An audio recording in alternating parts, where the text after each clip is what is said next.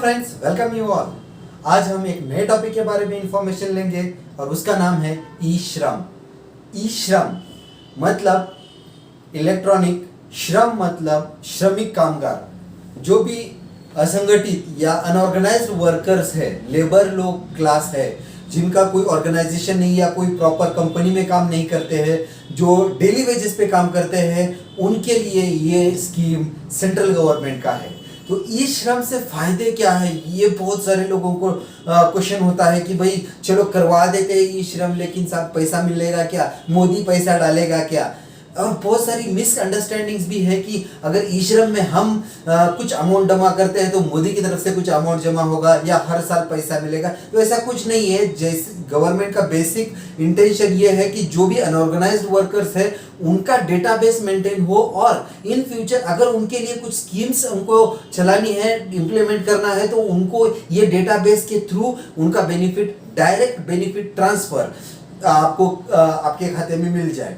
तो आज के डेट पे अगर कुछ बेनिफिट्स है तो यस, एक्सीडेंटल डेथ, आपका डेथ हो जाता है तो उस केस में आपका इंश्योरेंस है 2 लाख रुपए का विदाउट एनी प्रीमियम।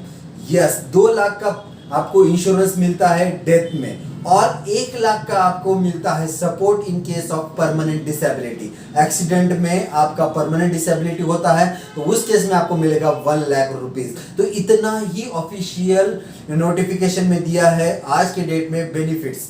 और आगे क्या होगा तो हम तो देखेंगे आगे कैसे कैसे बेनिफिट्स आते हैं, लेकिन उससे पहले आगे के बेनिफिट्स के लिए हमें आज करना पड़ेगा रजिस्ट्रेशन।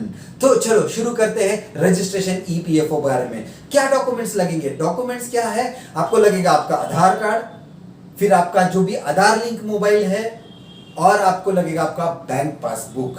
तो ये 3 चीजें अगर आपके पास है तो आपका ई श्रम रजिस्ट्रेशन हो जाएगा। आपको करना क्या है, आपको विजिट करना है नियरेस्ट सीएससी सेंटर्स में। सीएससी सेंटर्स चले जाओ या ऑनलाइन साइबर कैफेज पे चले जाओ, वहां पे आप जाके आपको बताओगे कि आपको मुझे आपका अपना ई श्रम कार्ड बनाना है। तो वहां पे आपको आपका बेसिक मोबाइल नंबर पूछा जाएगा, उस पे ओटीपी आएगा, आपका आधार लिया जाएगा, आधार से लिंक जो भी नंबर है उस पे ओटीपी आएगा। अगर आपका आधार को लिंक मोबाइल नहीं है तो आप बायोमेट्रिक या थंब जिसको बोलते हैं उसके थ्रू भी, इस प्रोसेस के थ्रू भी आप रजिस्ट्रेशन करवा सकते हो। उसके बाद आपका बेसिक डिटेल्स, जैसे कि आप किसको नॉमिनी करना चाहते हो, नॉमिनी का नाम और एज पूछा जाएगा। फिर आप कहाँ पे रहते हो, आपका लोकेशन कहाँ पे रहते हो, आपका address, permanent address, correspondence address, और आप कितने साल से वहां पे रह रहे हो। नेक्स्ट इंपॉर्टेंट चीज है कि भाई आप कितना पढ़ाई आपका किया है, आपका एजुकेशन कहाँ तक हुआ है, आप ग्रेजुएट हो या अनपढ़ हो, और आपका फिर स्किल्स कौन सा है, आप कौन से स्किल्स में काम करते हो, कौन से एरिया में काम करते हो। आप कंस्ट्रक्शन लेबर हो, आप एग्रीकल्चर लेबर हो, या आप फील्ड वर्क करते हो, सुपरवाइजर हो, केयरटेकर हो, प्यून हो, क्या हो आप। तो वो वाला सेशन आपको डालना है। और उससे रिलेटेड अगर आपने कोई टेक्निकल स्किल्स किया है, मान लो आप एक फैब्रिकेटर वर्कर हो और आपने आईटीआई किया है, तो वो वाला भी स्किल सेट आप उसमें डाल सकते हो। उसके लिए आपके वहां पे ऑप्शंस अवेलेबल है। ये सब चीजें होने के बाद आपको पूछेगा आपका बैंक का डिटेल, बैंक का अकाउंट नंबर और आईएफएससी कोड पूछेगा। जैसे ही आप आईएफएससी कोड और नाम डालोगे, आपका बैंक का नाम विद ब्रांच आ जाएगा। और इतनी सारी इंफॉर्मेशन क्लियर भरने के बाद आपको करना है सबमिट, और सबमिट होने के बाद आता है आपका यूएएन का, ईपीएफओ का, ई श्रम का कार्ड। ई श्रम के कार्ड पे आधार के जैसा कार्ड है, उसका भी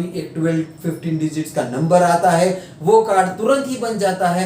आप वहां से बनवा के उसको लेमिनेट करवा के लीजिए और आप बेफिक्र रहिए। आगे आने वाले स्कीम्स के लिए आप हो गए एलिजिबल।